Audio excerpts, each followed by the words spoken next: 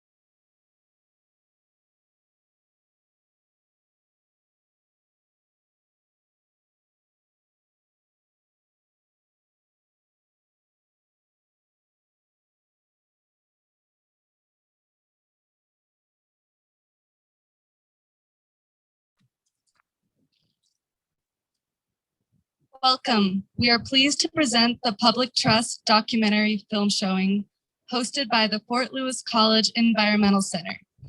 Everyone should have entered with the green health pass. If you have not, please do so now. Please remember to silence your cell phones and thank you for social distancing.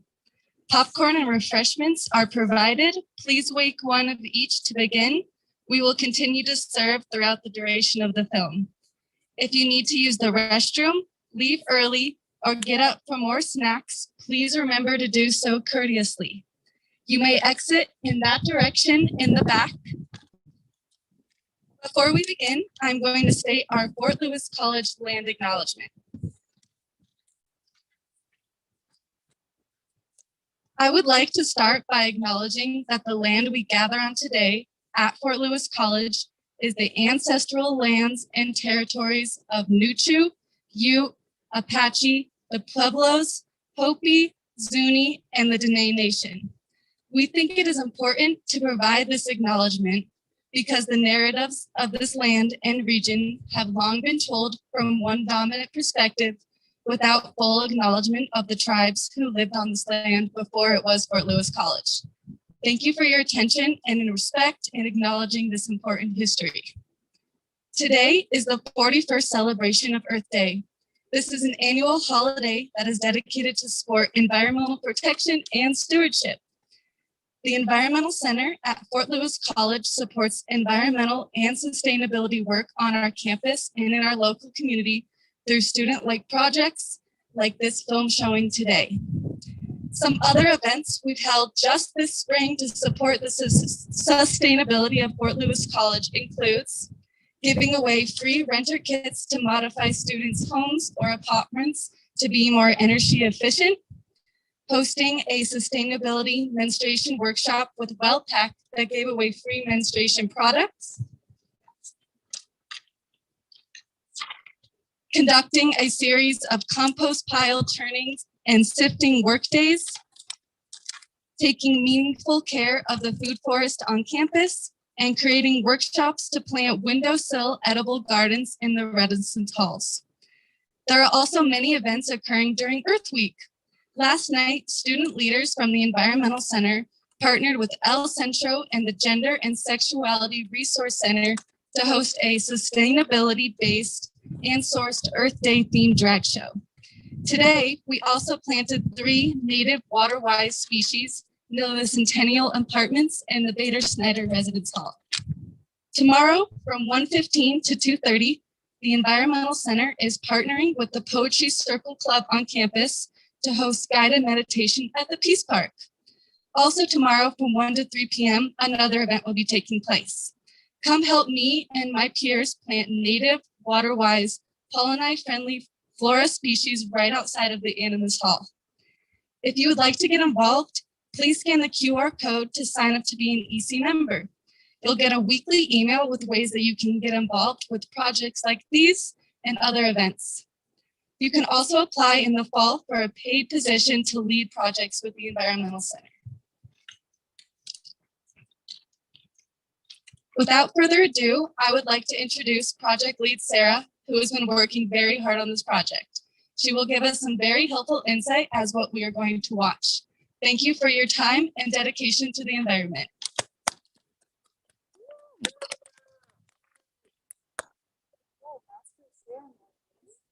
Thank you, Nova. So, this film was released in a time of growing polarization, but Americans still share something in common. 640 million acres of public land, which is held in trust by the federal government for all citizens of the U.S. These places are a stronghold against climate change, sacred to Native people, home to wildlife, and intrinsic to our nation's identity. Public Trust is a documentary from Patagonia that shows us how and why these precious lands are in great danger.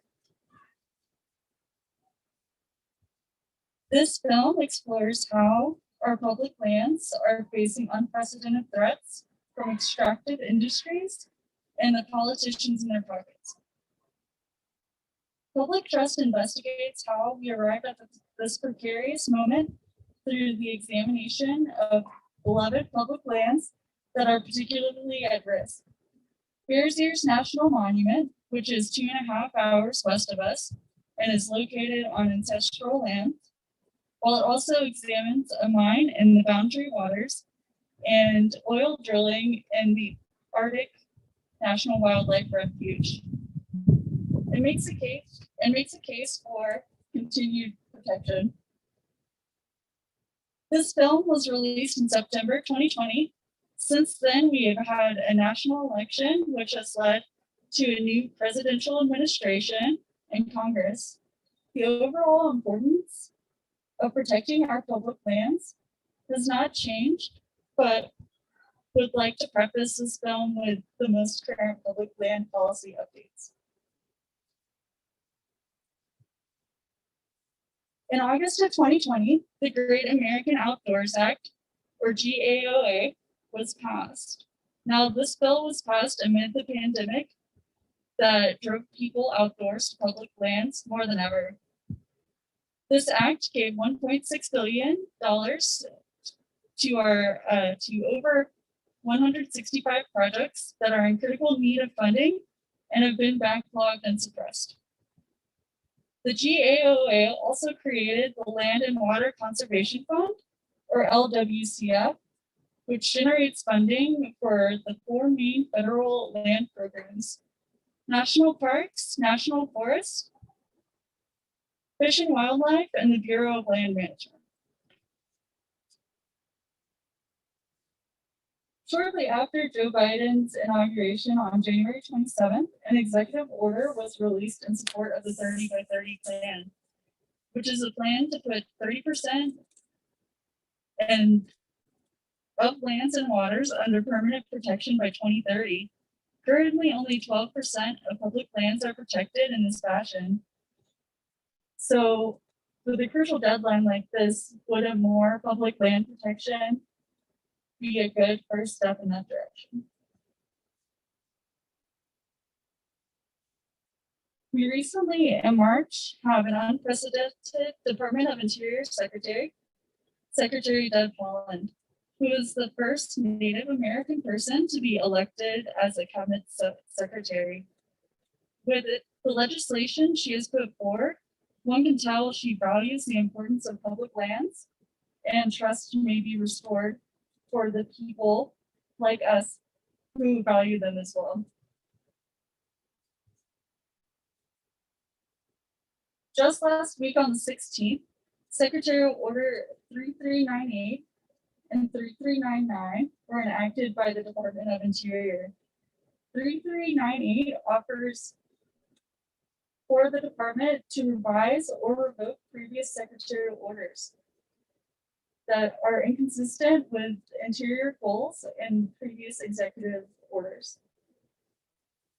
Order 3399, which touches on utilizing the National Environmental Policy Act to restore transparency to the decision-making process in hopes of empowering communities and individuals who rely on public lands, as well as communities most susceptible to the climate crisis. This order also creates the Climate Task Force, who will form a strategy to reduce climate pollution, improve and increase adaptation and resilience to impacts of climate change, address the current and historic environmental injustice, protect public health. This will also accelerate the diversion from extractive industry and provide more jobs in renewable energy. Recently passed in the House, the Colorado Outdoor and Recreation and Economy, or the CORE Act, protects 400,000 acres of public lands in Colorado, with 73,000 acres going to just wilderness. A part of this is the San Juan Mountains Wilderness Act, which provides 61,000 acres of new protected land within the San Juan Mountain Range. So I, like many in attendance today on Earth Day, I personally ask myself, what can I do to help?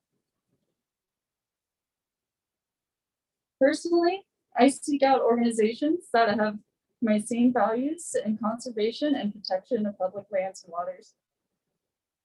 Nonprofits like San Juan Mountain Association, who do substantial outreach to the community on how to recreate and enjoy public lands while doing so sustainably. SJMA currently has volunteer opportunities. You can check online or join David Taft on April 28th and 29th at the Smiley Building from 10 a.m. to 2 p.m. for open office hours to learn more. SJMA is also still hiring for a Forest Ambassador crew member for any graduating seniors out there. Also, locally, there's a non-for-profit Mountain Studies Institute. They've recently helped the EC with a project. On their website, you can find ways to volunteer or participate in citizen science projects. Also, Conservation Legacy, who understands the long and complicated history of our public lands that's reflected of the U.S. attitudes of past and present, the good and the bad. They are actively shaping a future generation that engages diverse groups of young people to conserve public lands and inclusivity at the forefront. They're inviting anyone who's interested to join our local Southwest Conservation Corps to make a lasting positive impact on our surrounding public lands. Also, you can simply go to a national park. 80% of fees stay in the park you go to, and the other 20% goes to the National Park Service. To mark the anniversary of the passing of the Great American Outdoors Act, every August 4th is a free day for national parks. This is just the next one though. There's a few throughout the year. Lastly, you can brush up on your outdoor ethics and trees principles. All of this information can be found at the link in the EC's Instagram bio, which is Environmental Center FLC. Thank you and enjoy this film.